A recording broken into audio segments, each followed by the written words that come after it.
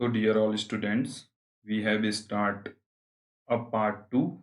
आज हम इसका दूसरा पार्ट शुरू करेंगे जो आपका लेसन नंबर 2 प्रैक्टिकल में चल रहा था। तो आज इसका पार्ट 2 हम देखने जा रहे हैं। तो चैप्टर था आपका आंकड़ों का प्रक्रमण या डाटा प्रोसेसिंग, चैप्टर नंबर 2। तो इसमें हमने कुछ कुछ चीज़ें देख ली थी डेटा के बारे में, डेटा को किस तरीके से मीन, मीडियन और मोड कैसे निकाले जाते हैं, माध्य, माध्यिका और बहुलक। और इसमें अब हम उसे आगे को बढ़ा रहे थे और हमने माध्य निकालने का कुछ नियम देखे हुए थे और उसमें अवर्गीकृत जो हमने मेथड देख ली थी। अब हम वर्गीकृत आंकड़ों से माध्य की गणना को देखेंगे। ठीक, computing mean from grouped data. तो अब ग्रुपिंग में अगर हमें डेटा मिलता है तो हम कैसे इसको मीन निकालेंगे या माध्य निकालेंगे, ये चीज़ अब हम इसमें देखेंगे।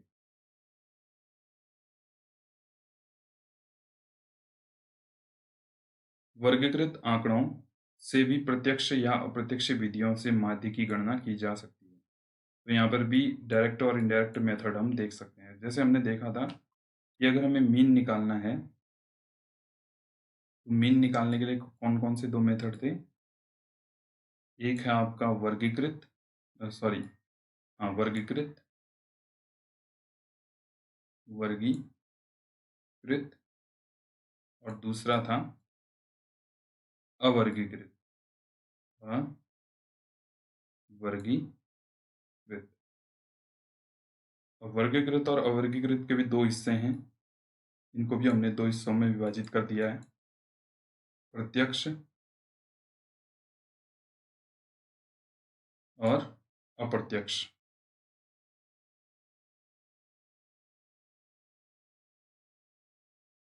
और यहाँ पर भी सेम चलेगा।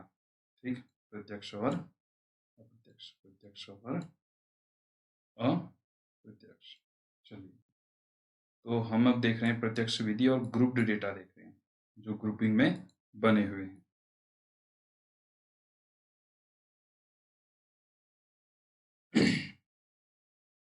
चलिए, जब आवर्ती वितरण के रूप में आंकड़े वर्गीकृत हों तो उसमें एकांकी मूल्य अपनी पहचान खो देता है। इन सभी मूल्यों का प्रतिनिधित्व वर्ग अंतराल के मध्य बिंदुओं द्वारा होता है। तो कैसे कैसे होता है, इसको आप न्यूमेरिकल फॉर्म में ज़्यादा देखेंगे। वहाँ पर जो अप्लाई, ये नियम जो बताए जा रहे हैं वो नियम जो अप्लाई होते हैं, उस नियम को जब आप देखेंगे तो वहाँ पर और बेहतर तरीके से समझ सकेंगे। थ्योरेटिकल ये चीज़ें थोड़ी कम समझ में आती हैं, प्रैक्टिकली जब हम इसे करते हैं तो चीज़ें ज़्यादा समझ में आ जाती हैं। यहाँ वो स्थित है, प्रत्यक्ष विधि से वर्गीकृत आंकड़ों के लिए माध्य की गणना करते समय प्रत्येक वर्ग के मध्य बिंदुओं से संबंधित आवर्ती f को गुणा किया जाता है। fx, इसमें x मध्य बिंदु है, के सभी मानों को जोड़कर प्राप्त सिग्मा fx में पदों की संख्या n से भाग दिया जाता है। अतः निम्नलिखित सूत्र द्वारा माध्य ज्ञात किया जाता है। तो इतने लंबी चौड़ी अगर हमें ये थ्योरी याद नहीं कर रखनी है तो हम क्या करेंगे, सीधे हम फार्मूले पे जाएंगे। X bar is equal to sigma F X upon N. अब इनका ब्यौरा क्या है जी। सिग्मा एक्स बार मतलब क्या है, माध्य मीन, एफ फॉर आवर्ती, एक्स फॉर वर्ग अंतराल के मध्य का बिंदु। मध्य का बिंदु कैसे निकलेगा वो हम आगे को देखेंगे। अगला है एन, पदों की संख्या। इसको सिग्मा एफ से भी एफ भी कहा जा सकता है। तो यहाँ पर सिग्मा एफ बी से कहा जा सकता है। यहाँ पर हल्का सा कुछ चीज़ें बदल जाएंगी पिछले वाले की अपेक्षा। अब एग्जाम्पल यहाँ पर दिया हुआ है, तालिका 2.2 में दिए गए आंकड़ों के प्रयोग से फैक्ट्री में काम करने वाले वालों की माध्यम मजदूरी दर की गणना करें। अब यहाँ पर जो मजदूरी दर दी गई है, अब इसको इस फॉर्मूले में रखकर हमने माध्य निकालना है। और कैसा है ये है ग्रुप्ड डेटा। ठीक, चलिए, तो यहाँ पर फैक्ट्री में मजदूर जो है, श्रमिकों की जो दर है वो कितनी है, रुपए प्रतिदिन 50 से 70 वर्ग में आ रहे हैं। 10 लोग, 70 से 90 में आ रहे हैं 20 लोग, 90 से 110 में आ रहे हैं 25 लोग, और 110 से 130 में आ रहे हैं 35, और 132 150 में आ रहे हैं 9 लोग। चलिए, माध्य की गणना हमने करनी है, और ये कौन सा मेथड है? ये है प्रत्यक्ष यानी कि डायरेक्ट मेथड। यहाँ पर देखें वर्गीकृत आंकड़े हैं। चलिए, तो वहाँ जो हमने ऊपर माध्य निकाला था तो उससे अलग नियम यहाँ पर लग रहे हैं। सबसे पहले एक कॉलम बना लेंगे, उसमें वर्ग लिख लेंगे नॉर्मली। ये आपको तालिका दी गई है, इसको आपको सॉल्व करके यहाँ पर लिखना है। बाद में हम प्रैक्टिकली इसको अलग से भी कुछ एग्जाम्पल इसके देख लेंगे। 50 to 70, 70 to 90, 90 to 110, 110 to 130, 130 to 150। अब आवर्ती कितने की है? आवर्ती यहाँ पर दी गई है f 10, 20, 25, 35 और 90। मतलब 50 से 70 रुपये जो पाने वाले हैं 10 लोग हैं, 70 से 90 पाने वाले 20 लोग हैं, इसी तरीके से आगे। अब मध्य बिंदु जो x निकलेगा, तो x हमने निकालना है यहाँ। तो यहाँ पर हम x निकालने के लिए क्या करेंगे कि 50 और 70 इनको हम प्लस कर देंगे। 50 और 70 को अगर आप प्लस करते हैं तो 120 आता है। तो 120 को हम डिवाइड करेंगे 2 से, तो कितना आ गया? 60। इसी तरीके से 70 to 90 इसको भी हम ऐड कर देंगे, 0 का 0, और 7 और 9 को अगर आप ऐड करेंगे तो 16, तो 160 डिवाइडेड बाई 2, तो कितना आ जाएगा? 80। इसी तरीके से 90 और 110 को अगर आप ऐड करेंगे तो कितना हो जाता है? 200 डिवाइडेड बाई 2, 100 आ गया इधर पे। इसी तरीके से 110 प्लस 130 इसको अगर आप ऐड करेंगे तो कितना हो जाएगा? ये 240, 240 को आप डिवाइड करेंगे किससे? 2 से, 120। इसी तरीके से अन्य भी। तो x की वैल्यू आपको यहाँ पर मिल चुकी है। तो x की वैल्यू मिलने के बाद अब हम आगे को बढ़ते हैं। इसको हमने कह दिया क्या? मध्य बिंदु। फिर आप देखेंगे इसमें fx आप निकालेंगे इन दोनों को, f और x को मल्टीप्लाई करके। 16 मल्टीप्लाई बाई 10, 600। 80 multiply by 20, 1600। ठीक, तो इस तरीके से यहाँ पर 100 मल्टीप्लाई बाई 25, 2500। इस तरीके से आप इसे यहाँ पर fx निकाल लेंगे। अब fx निकालने के बाद d कैसे निकालेंगे? x minus 100। x माइनस 100 मतलब जो आपने पहले देखा था, एक वैल्यू हमें माननी पड़ती है, वो वैल्यू हमने यहाँ पर क्या मान ली है? 100 मान लिया है, जो d की वैल्यू हम मानते हैं। तो यहाँ पर हमने 100 वैल्यू मानी, तो 100 वैल्यू मानने के बाद हमने x उसमें से माइनस कर लेना है। ठीक, तो x को माइनस करेंगे 100 मानने के बाद, तो 100 माइनस 60 माइनस 40। ठीक, यह माइनस क्यों आया? क्योंकि बड़ी संख्या के आगे माइनस है तो माइनस यहाँ पर आएगा। ठीक, उसी तरीके से हम मानेंगे 100 माइनस 80, 20। 100 माइनस 100, 100।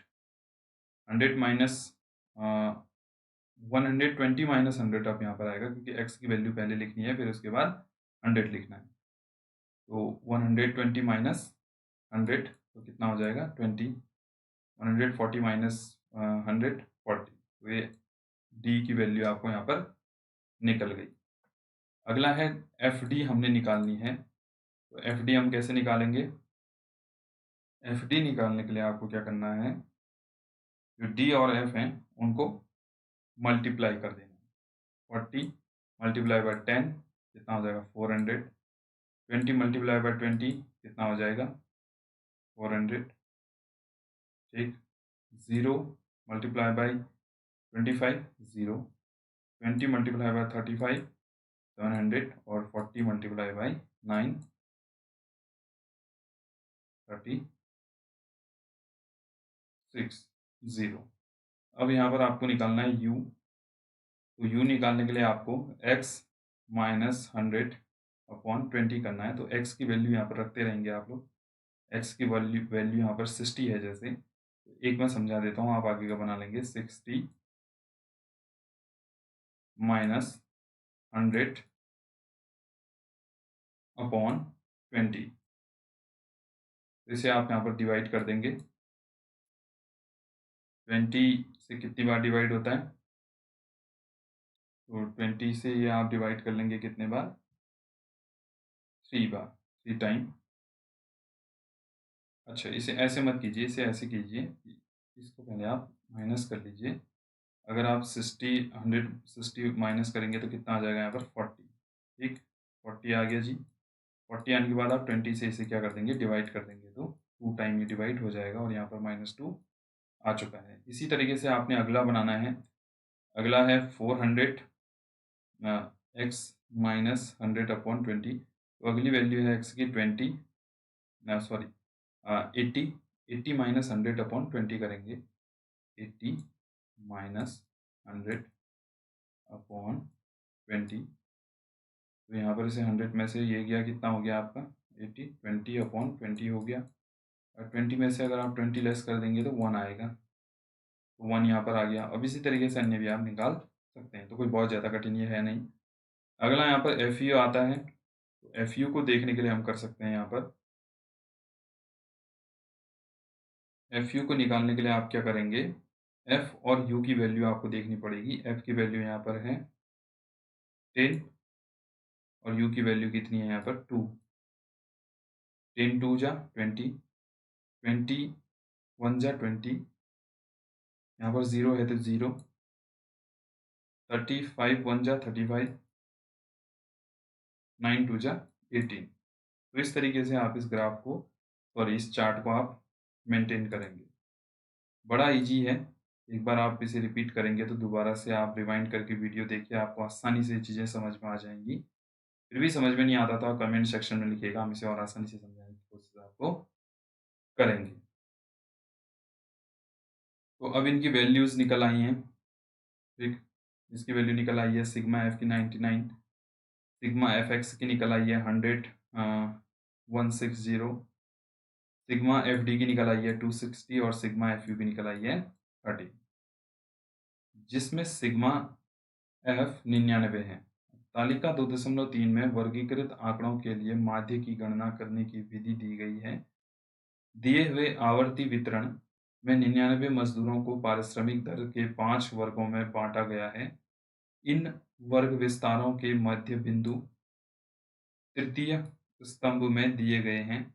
माध्य ज्ञात करने के लिए प्रत्येक मध्य बिंदु x को उससे संबंधित आवर्ती f से गुणा करके fx गुणनफल के योग को सिग्मा fx पदों की संख्या n से विभाजित किया गया है। इस प्रकार माध्य की गणना निम्न सूत्र के द्वारा ज्ञात की जा सकती है।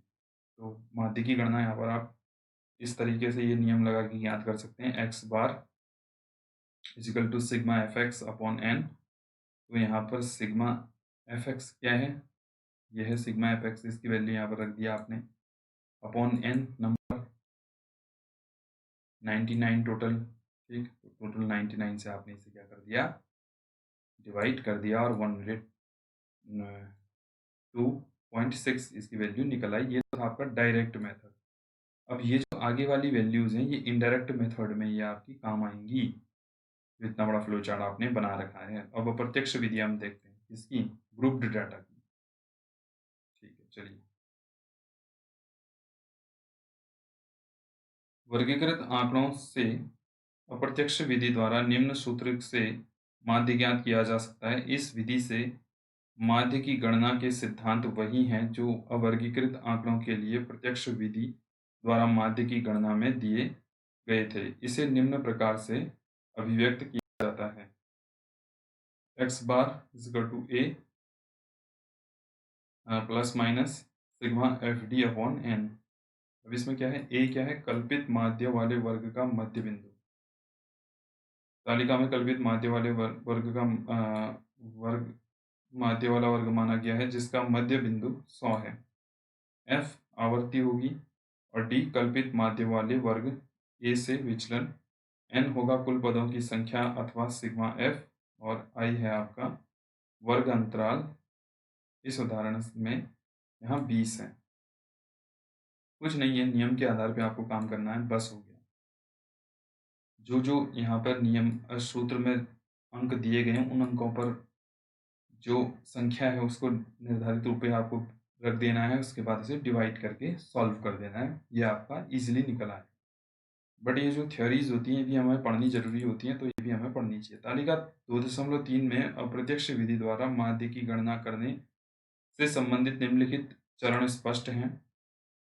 कल्पित माध्य 90 से 110 वाले वर्ग में माना गया है। कल्पित माध्य जहां तक संभव हो वितरण श्रेणी के मध्य में माना जाता है। इस प्रक्रिया से गणना का परिमाण न्यूनतम होता है। तालिका 2.3 में ए कल्पित माध्य 100 है, जो कि 90 से 110 वाले वर्ग का मध्य बिंदु है। पांचवें स्तंभ यू में प्रत्येक वर्ग के मध्य बिंदुओं का कल्पित माध्य वाले 90 से 110 के मध्य बिंदु से विचलन दिया गया है।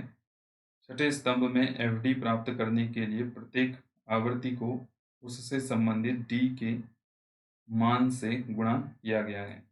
तत्पश्चात एफडी के धनात्मक व ऋणात्मक मानों को अलग अलग जोड़कर उनका निरपेक्ष अंतर सिग्मा एफ डी ज्ञात कर लिया जाता है। यहाँ यह ध्यान देने योग्य बात है कि सिग्मा एफ डी के संलग्न चिन्ह को सूत्र ए के बाद दिए गए चिन्ह प्लस माइनस के स्थान पर उपयोग करते हुए माध्य की गणना निम्नानुसार की जा सकती है। अब अगर इन नियमों को अगर आप याद नहीं भी रखते हैं तो आपको क्या करना है, सीधी सी बात है, ये रूल आपके पास दिमाग में फिट होना चाहिए। ठीक है ना, ये नियम आपके दिमाग में फिट होना चाहिए और इस नियम के आधार पे आपको क्या करना है, जो जो चीजें आपको तालिका में दी गई हैं उनको फिक्स करके बिठा देना। ठीक, चलिए अब हम बिठाते हैं। देखिए ए का मतलब क्या है, ए का मतलब है जी कल्पित माध्य वाले वर्ग का मध्य बिंदु। तो मध्य बिंदु क्या माना गया है, यहाँ पर मध्य बिंदु माना गया है जी 100 माना गया है मध्य बिंदु, तो यहाँ पर हमने 100 भी लगा दिया। ठीक, चलिए F D upon N, F D कितनी आई है हमारी, एफ डी हम देखें जरा, एफ डी ये देखें 260। ठीक, एफ डी आ गई हमारी यहाँ पर कितनी, 260 हमने एफ डी लिख दी अपॉन 99। टोटल नंबर कितने हैं, टोटल नंबर है 99, तो 99 हमने यहाँ पर तुरंत से ऐड कर दिए। इसमें कोई बहुत ज़्यादा कठिन तो था नहीं।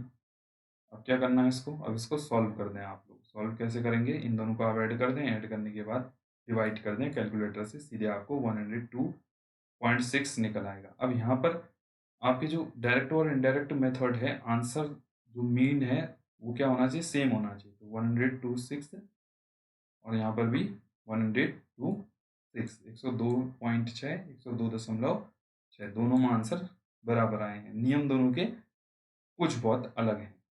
चलिए वीडियो को रिवाइंड कीजिए, प्रैक्टिस कीजिए, चार्ट बनाइए कॉपी में, होप सो आपको ये आएगा ही आएगा। फिर भी कोई प्रॉब्लम आती है तो मुझे बताइए, मैं इसके अलग तरीके से आपको बताऊंगा। आप में क्यूरियोसिटी है तब आप बताएंगे, अगर आपको क्यूरियोसिटी नहीं है तो आप नहीं बताएंगे। तो इसे आप बताइएगा तो हम और अच्छे से कोशिश करेंगे। अगर आपको समझ में आती है तो बात अच्छी है। अब टिप्पणी है कुछ इसके ऊपर। अप्रत्यक्ष विधि समान व असमान दोनों ही वर्ग अंतरालों वाले वितरणों के लिए प्रभावी होती है। चलिए अब अगला आता है माध्यिका, यानी कि मीडियन। तो माध्यिका को हम देखेंगे कि माध्यिका को किस तरीके से निकाला जाए। चलिए पहले इसको थोड़ा पढ़ लेते हैं कि माध्यिका आखिरकार है क्या।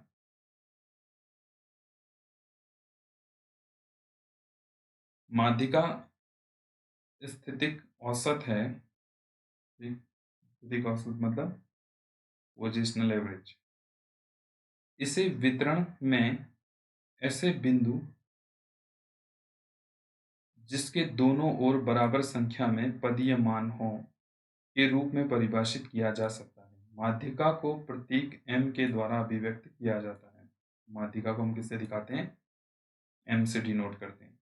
अवर्गीकृत आंकड़ों के लिए माध्यिका की गणना, तो जो हमारा कंप्यूटिंग मीडियन है अनग्रुप्ड वाला, तो वो कैसे निकलेगा अब इसे देखते हैं। तो ये तो एक माध्यिका का एक डेफिनेशन जैसी हो गई, तो हम इसे सीधे से, क्योंकि जो न्यूमेरिकल क्वेश्चन है उनको करके हम इन्हें देखेंगे, ये थ्योरी पढ़ के इसमें बहुत ज़्यादा बेनिफिट नहीं है। चलिए, आंकड़े अवर्गीकृत होने पर उन्हें बढ़ते या घटते क्रम में व्यवस्थित कर लिया जाता है। इस व्यवस्थित श्रेणी में मध्यवर्ती पद के मान की स्थिति ज्ञात करके माध्यिका प्राप्त की जा सकती है। बढ़ते या घटते क्रम में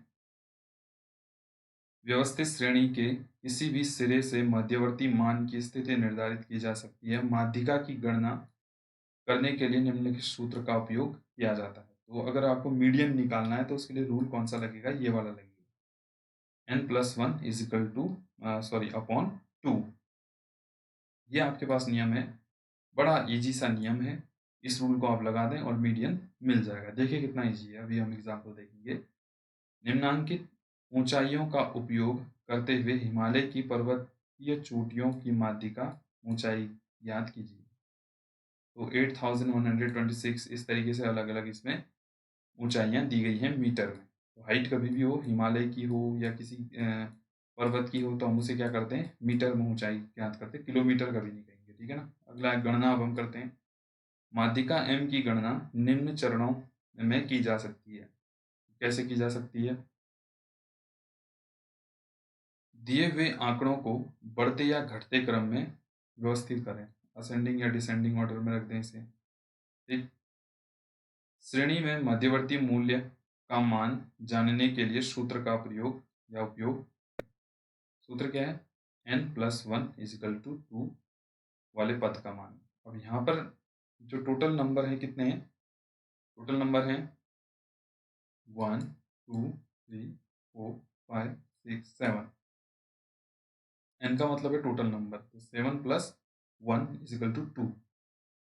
8 अपॉन 2 वाले पद का मान। अब 8 2 है तो अब क्या होगा इसमें, कुछ भी नहीं, आपको क्या करना, डिवाइड कर दो, 4 आ गया। तो चौथा पद हमारा क्या हो गया, माध्यिका निकल आई। अर्थात व्यवस्थित अर्थात व्यवस्थित श्रेणी में चौथे पद का मान माध्यिका होगा, ठीक। आंकड़ों को बढ़ते क्रम में रखा गया। चलो अब क्रमवार इसे, जिस तरीके से ये नियम दिए गए हैं उस आधार पर अगर हम रखते हैं, तो क्रमवार हमने इसे रख दिया। सबसे पहले हमने दूरी ऊंचाई रखी 7817, फिर रखी 8076, 8126, इस तरीके से हमने बढ़ते क्रम में इसे रख दिया, ठीक। बढ़ते क्रम में रखने के बाद हमने क्या कर दिया, इसको जो रूल था उस रूल के हिसाब से हमने इसे डिवाइड कर दिया। n मतलब टोटल नंबर थे जी 7 + 1 अपॉन 2, 7 + 8 अपॉन 2, इसे हम डिवाइड कर देंगे, 4 टाइम डिवाइड होगा। अब जो चौथा नंबर है पहले से, वो 1 2 3 4 चौथे नंबर का हमारा क्या हो जाएगा, माध्यिका निकल आएगी। तो इतना इजी नियम है, देखिए हमेशा याद रहेगा आपको। ये इसका आंसर हो गया। अगला है वर्गीकृत आंकड़ों से माध्यिका की गणना। अब इसमें ग्रुप डाटा होते हैं, उनमें कैसे हम निकालेंगे वो बड़ा थोड़ा सा देखना पड़ता है। आंकड़े वर्गीकृत होने पर हमें उस बिंदु का मान ज्ञात करना होता है जहां कोई व्यक्ति प्रेक्षण किसी वर्ग के माध्य में स्थित होता है। इसकी गणना निम्न सूत्र द्वारा की जाती है, m equal to l plus I upon f n upon 2 minus c। अब इस नियम में आप रखेंगे तो यहाँ पर नियम के आधार पर चीजें बताई गई हैं। किसका क्या है मतलब, m का मतलब वर्गीकृत आंकड़ों के लिए माध्यिका। इसको हम आई पढ़ेंगे या एल पढ़ेंगे, कैपिटल आई की तरह लग रहा है।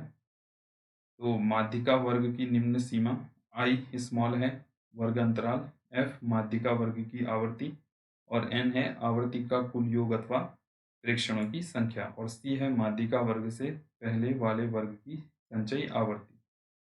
उदाहरण हम देखते हैं 2.4 में, निम्न वितरण के लिए माध्यिका की गणना करेंगे। अब माध्यिका निकालने के लिए जो हम ग्रुप्ड में हम देख रहे हैं, तो इसमें किस तरीके से देखेंगे, तो ग्रुप्ड में ग्रुप आपको दिए गए 52 60 62 70, इस तरीके से 100 to 110, और यहाँ पर फ्रीक्वेंसी भी दी गई है आपको 57, लेकिन यहाँ फ्रीक्वेंसी ना कहकर इसे माध्यिका वर्ग के आवर्ती हम कहते हैं। अब माध्यिका की गणना आपने करनी है, वर्ग लिख दिए, आपने फ्रीक्वेंसी भी लिख दी। ठीक, अब आपको संचय आवर्ती लेनी है। संचय आवर्ती कुछ नहीं है, 3 + 7 = 10, 7 प्लस, अब यहाँ पर 10 हो गया, 10 + 11 = 21, 21 + 16 37, 16 + 8 45, ठीक, 45 + 5 50, इस तरीके से इसे संचयी आवर्ती या एफ आपको कैपिटल एफ निकाल लेना है। ठीक है, ठीक है। अब आगे बढ़ेंगे हम। माध्यिका वर्ग की गणना करनी है तो वही नियम चलेगा, m = n/2। तो टोटल n कितना निकला है, नंबर कितने हैं टोटल, 50, 50/25, 25 मतलब 16 के आसपास वाला इसमें निकलेगा माध्यिका वर्ग। चलिए एक बार हम देख लेते हैं। नीचे दिए गए चरणों के अनुसार माध्यिका की गणना की जाती है। तालिका 2.4 की भांति आवर्तियों के लिए सारणी बना ली जाती है। तालिका 2.4 के स्तंभ 3 में दिए अनुसार प्रत्येक अगली साधारण आवर्ती को जोड़कर संचयी आवर्ती f प्राप्त की जाती है। जोड़कर हमने संचयी आवर्ती f हमने प्राप्त इसमें कर ली है जी। फिर है n/2 के द्वारा माध्यिका ज्ञात की जाती है, जो कि इस उदाहरण में 25 है। तो माध्यिका कितनी आ रही है, 25 निकल आई हमारी। गणना तालिका 2.4 के चौथे स्तंभ में दर्शाई गई है। फिर कौन से स्तंभ में दर्शाई गई है, चौथे वाले स्तंभ में दर्शाई गई है।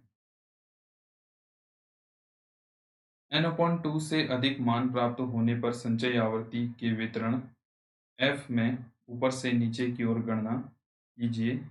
इस उदाहरण में n/2 25, जो कि 40 to 44 वाले वर्ग में सम्मिलित है, अतः इसे माध्यिका वर्ग कहते हैं। इस वर्ग की संचयी आवर्ती 37, साधारण आवर्ती 16 तथा माध्यिका वर्ग से पहले वाले वर्ग की संचयी आवर्ती 21 है। ठीक, तो लगभग इस वाली आवर्ती में ये आ रहा है, जो आपकी मीडियन है। चलिए, चौथे चरण में निर्धारित इस सभी मानों को निम्न सूत्र में प्रतिस्थापित करने के बाद माध्यिका की गणना की जाती है। तो अब हम क्या करेंगे, मेन माध्यिका जो है अब इस तरीके से निकाली जा सकती है कि m = L या I + I/f m - c। तो यहाँ पर रख दिए नियम के अनुसार 80 + 10/16 25 - 20। तो जो नियम में जिस तरीके से जहाँ पर चीज़ें हमें मिली हैं तो वो हम ऐड कर देते हैं। तो 80 हमने यहाँ पर रख दिया। फिर प्लस I/f के लिए हम क्या करते हैं, 10/16 हमने रख दिया।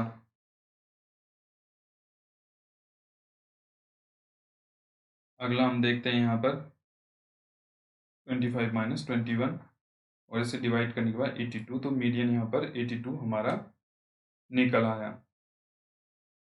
82.5। अगला हम देखते हैं बहुलक, या इसे हम कहेंगे मोड। तो बहुलक निकालने के लिए अब हम देखते हैं इसमें, किसी श्रेणी में जिस मान की सर्वाधिक पुनरावृत्ति होती है वह मान बहुलक कहलाता है। इसके संकेताक्षर Z अथवा MO हैं। माध्य तथा माध्यिका की तुलना में बहुलक का उपयोग बहुत कम प्रचलित है। इसी श्रेणी में एक से अधिक बहुलक भी हो सकते हैं।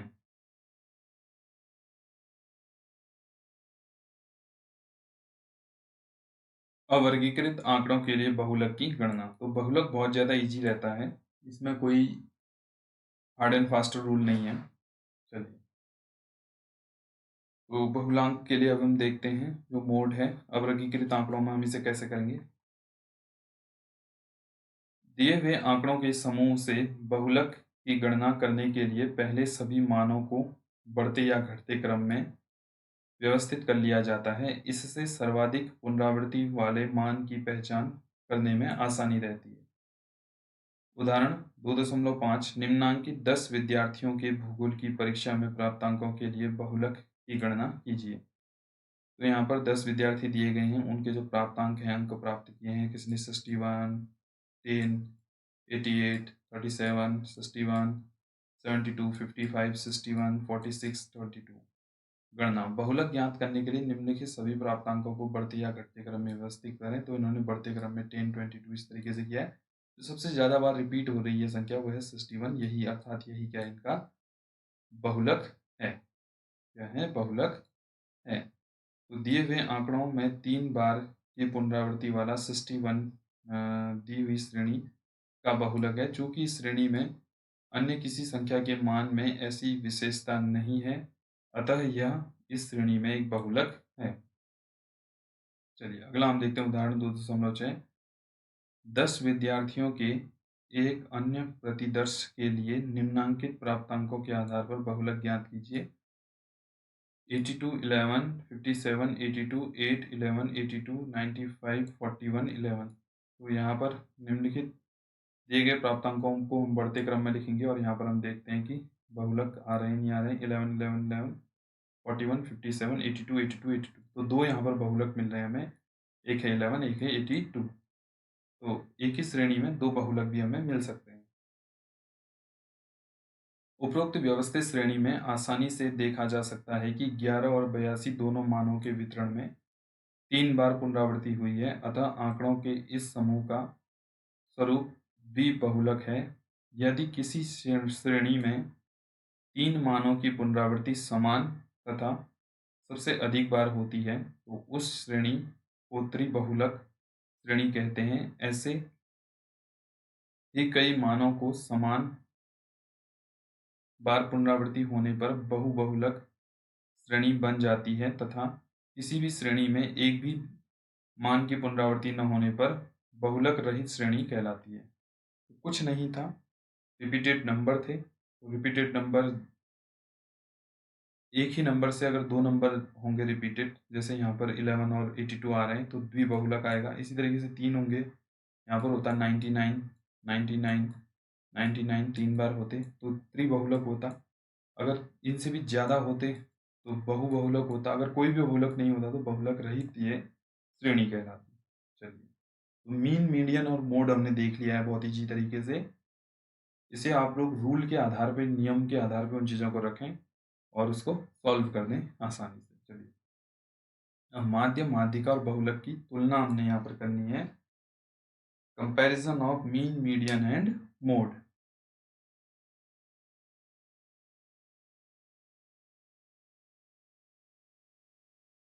सामान्य वितरण वक्र की सहायता से केंद्रीय प्रवृत्ति के तीनों मापों की तुलना आसानी से की जा सकती है। सामान्य वक्र आवृत्तियों का ऐसा वितरण होता है जिसको प्रदर्शित करने वाला रेखाचित्र घंटाकार वक्राकार वक्र कहलाता है। तो बेल कर्व की तरह दिखाई देता है जिसमें समान होते हैं तीनों। बौद्धिकता, व्यक्तित्व, समंक तथा विद्यार्थियों की उपलब्धि के समंक जैसी अनेक मानवीय विशेषताओं का सामान्य वितरण होता है। सामान्य वक्र की आकृति घंटाकार वक्र जैसी होती है क्योंकि यह वक्र सममित होता है। दूसरे शब्दों में अधिकांश प्रेक्षण श्रेणी के मध्य मान पर अथवा आसपास एकत्रित होते हैं। जैसे जैसे दूरस्थ मानों की ओर जाते हैं वैसे वैसे पर्यवेक्षित प्रेक्षणों की संख्या सममित रूप से घटती जाती है। सामान्य वक्र में आंकड़ों की परिवर्तनशीलता कम अथवा अधिक हो सकती है। सामान्य वक्र का एक उदाहरण चित्र 2.3 में दर्शाया गया है। तो यहाँ पर है माध्य, माध्यिका और बहुलक दर्शाया गया है। आवृत्ति है 0, 50, 100, 150 और 200। तो यहाँ पर 100 तीनों समान आ रहे हैं तो यहाँ पर ये बेल की तरह दिख रहा है हमारा। ठीक है ना। प्राप्तांक है सामान्य वितरण वक्र। तो ये वक्र से संबंधित है कि वक्र कैसा बनेगा, कर्व कैसा बनेगा। ये कर्व भी बड़े ज़रूरी होते हैं, कई बार हम लोग देखते हैं, क्योंकि ये सब चीज़ें ज्योग्राफी में बड़ी इंपॉर्टेंट हैं। ग्रोथ रेट हमने देखनी होती है, डाउनफॉल हमने देखने पड़ते हैं प्रोडक्शन के। तो कई बार बोलते हैं कि भैया जे कर्व बन गया, ठीक, क्या बन गया? जे कर्व बन गया। अब जे कर्व का मतलब क्या होता है कि प्रोग्रेसिव है, प्लस हो रहा है, ठीक है ना? इस तरीके से हम देखेंगे आगे को इन चीज़ों को भी। चलिए। सामान्य वितरण की एक विशेषता होती है कि इसमें माध्य, माध्यिका तथा बहुलक सममान का मान समान होता है। चित्र 2.3 में मान 100 है, क्योंकि सामान्य वितरण सममित होता है। अधिकतम आवृत्ति का मान वितरण के मध्य में होता है तथा इस बिंदु से आधी इकाइयां ऊपर तथा आधी नीचे होती हैं। अधिकतर इकाइयां वितरण के मध्य में अथवा मध्य के निकट होती हैं। अति उच्च तथा अति निम्न मूल्यों की बारंबारता अधिक नहीं होता, वे बिरले होते हैं। तो कई बार क्या होता है कि अधिक और कम बहुत कम इसमें देखने को मिलता है, तो उसमें कर्व या वक्र हमारा बदल जाता है। यदि आंकड़े किसी प्रकार विषम अथवा विकृत हों तो मध्य, माध्यिका तथा बहुलक समपाती नहीं होंगे तथा विषम आंकड़ों के प्रभाव पर विचार करने की आवश्यकता है। 2.4 और 5, तो धनात्मक विषमता ऐसी हमें देखने को मिलती है। इस तरीके से कर्व जाएगा। ठीक, प्राप्तांक क्या हो रहे हैं, आगे को बढ़ रहे हैं। अब यहाँ पर हम ऋणात्मक विषमता देखते हैं, तो ऋणात्मक विषमता अंदर की ओर चलती है। ये हो गई ऋणात्मक विषमता। आवृत्ति ऐसी, कर्व ऐसा बनेगा। कर्व भी आप याद रखें कि आपसे एग्जाम में पूछा जाता है कि भाई ये कर्व बना के दे देंगे और यहाँ पर लिखा कुछ नहीं होगा कि ये धनात्मक है, पॉजिटिव है कि नेगेटिव है, तो आपको वहाँ पर बताना पड़ेगा कि ये पॉजिटिव है या नेगेटिव है। इसी तरीके से यहाँ पर भी। चलिए, अब ये तो हुआ हमारा केंद्रीय प्रवृत्ति की माप हमारी समाप्त हो चुकी है। अब हम आज देखेंगे प्रकीर्णन के माप।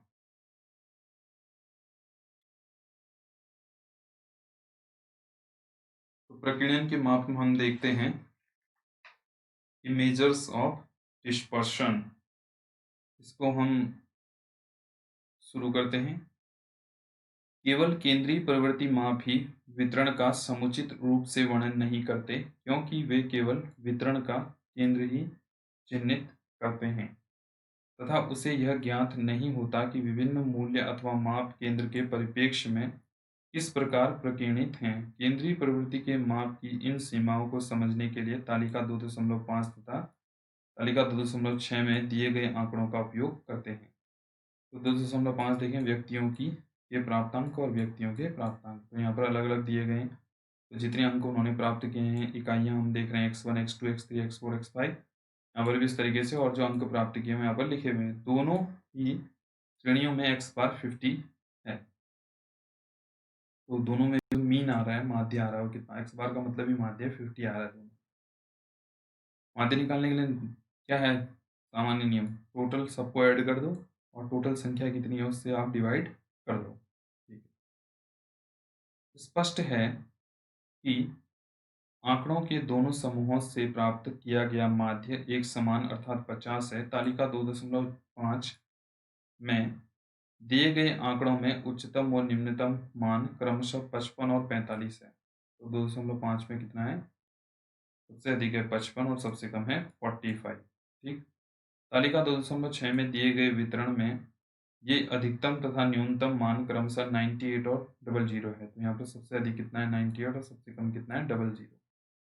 यद्यपि दोनों वितरणों का माध्य समान है, तथापि द्वितीय वितरण जो कि अधिक अस्थिर अथवा विषम है की अपेक्षा प्रथम वितरण स्थिर तथा समरूप है। इससे यह प्रश्न उत्पन्न होता है कि क्या मध्य वितरण की सभी विशेषताओं का पर्याप्त संकेतक है।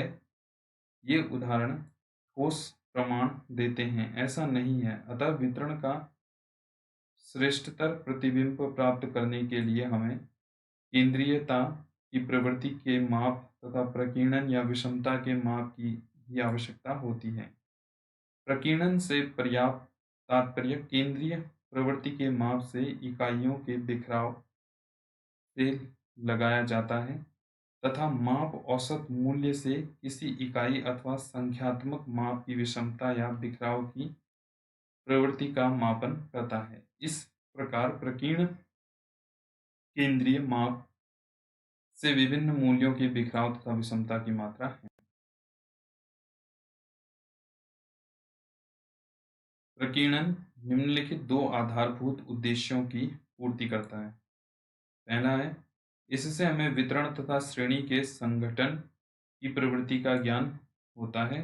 दूसरा है, इसकी सहायता से दिए हुए वितरण की तुलना स्थिरता तथा समरूपता के आधार पर हो जाती है। प्रकीर्णन के माप की विधियां अब हम देखेंगे। मेथड्स ऑफ मेजरिंग डिस्पर्शन, क्या क्या विधियां होती हैं प्रकीर्णन के माप की विधियां। पहला है इसमें विस्तार, रेंज मेथड। चतुर्थक विचलन विधि।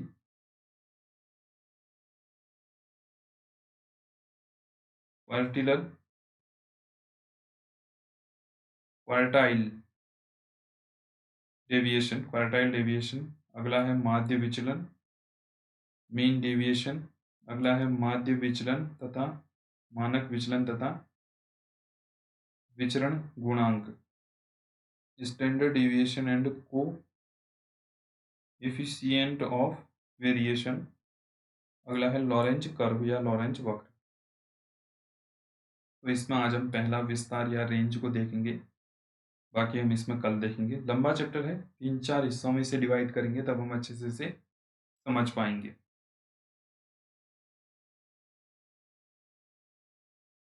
इसमें से प्रत्येक विधि के अपने विशेष गुण एवं सीमाएं हैं, अतः इसमें से किसी भी विधि का उपयोग सावधानी पूर्वक करने की आवश्यकता है। विस्तार के साथ साथ प्रकीर्णन के सापेक्ष माप के रूप में मापक विचलन तथा प्रकीर्णन के सापेक्षित माप के रूप में विचलन गुणांक CV प्रकीर्णन के सबसे अधिक प्रचलित माप हैं। हम इन सभी मापों की गणना विधियों का विवेचन करेंगे। विस्तार, रेंज को हम देखते हैं। किसी श्रेणी में अधिकतर व न्यूनतम मूल्यों के अंतर को रेंज कहते हैं या विस्तार R से इसे डिनोट करते हैं। इस प्रकार यह किसी श्रेणी में सबसे छोटे से लेकर सबसे बड़े माप की दूरी है। इसे उच्चतम माप में न्यूनतम माप से के घटाए हुए परिणाम के रूप में परिभाषित किया जा सकता है। अवर्गीकृत आंकड़ों के लिए विस्तार की गणना। चलिए अवर्गीकृत आंकड़ों में देखते हैं। अनग्रुप्ड डेटा में निम्नलिखित दैनिक मजदूरी के वितरण के लिए विस्तार की गणना 40, 42 इस तरीके से अलग अलग दे रखें। अब विस्तार की गणना आपने करनी है तो R से आप डिनोट करेंगे। निम्नलिखित सूत्र की सहायता से हो सकती है।